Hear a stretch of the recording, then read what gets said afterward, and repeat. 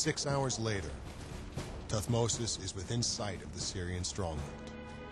Our scribe records the pharaoh's words.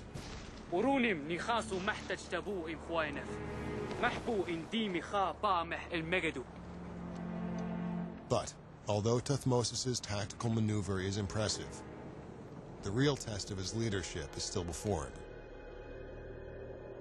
Here at Karnak is Janeni's eyewitness account of the final minutes before the Battle of Megido.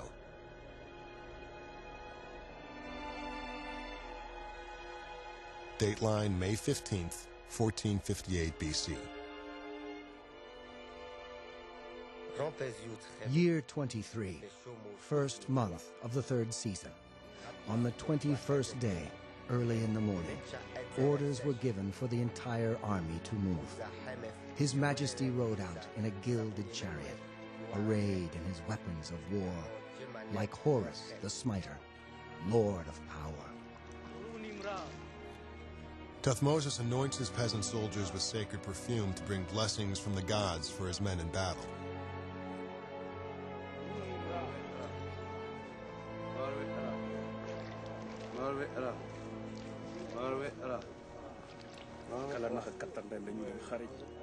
The moment of truth has come.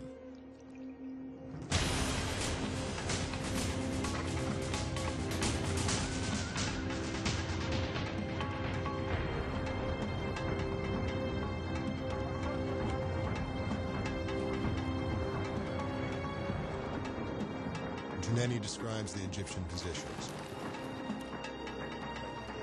The southern wing of his army stood on a hill south of the brook of Kina. The northern wing stood to the northwest of Megido. His Majesty stood at the center of his troops, with the protection of the god Amun. Kadesh, the warlord, is also ready for the fight.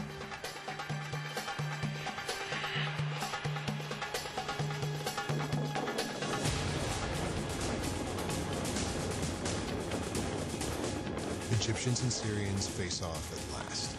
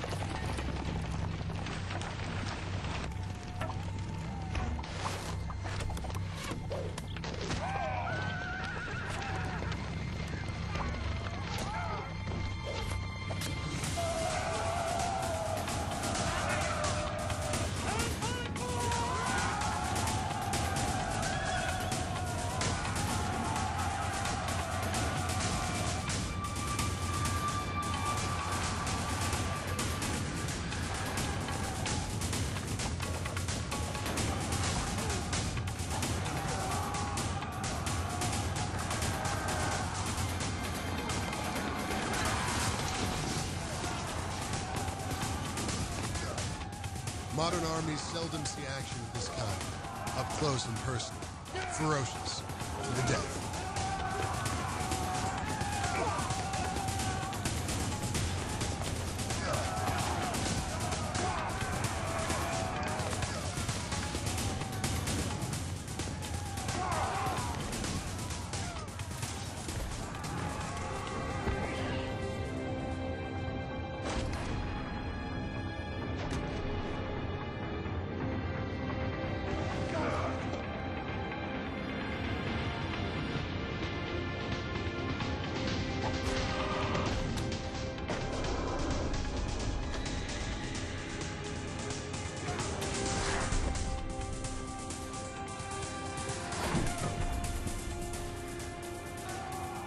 The Egyptians devastate the front ranks of Kadesh's army.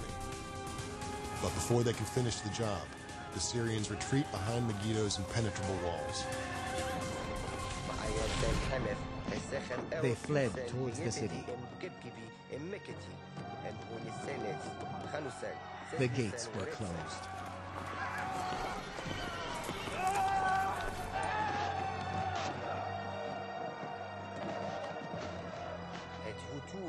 The people lowered ropes made of cloths and hauled them up. Fear of His Majesty had entered their hearts, and they were powerless. But Kadesh won't make it easy for Thuthmosis. He's over the wall to safety, and the pharaoh's robbed of a swift victory. With their enemies having fled behind the walls of Megido, the Egyptians loot the bodies of the fallen rebels. In an early example of political spin, Janetti's account condemns the foot soldiers for their greed and blames them for the thwarted victory.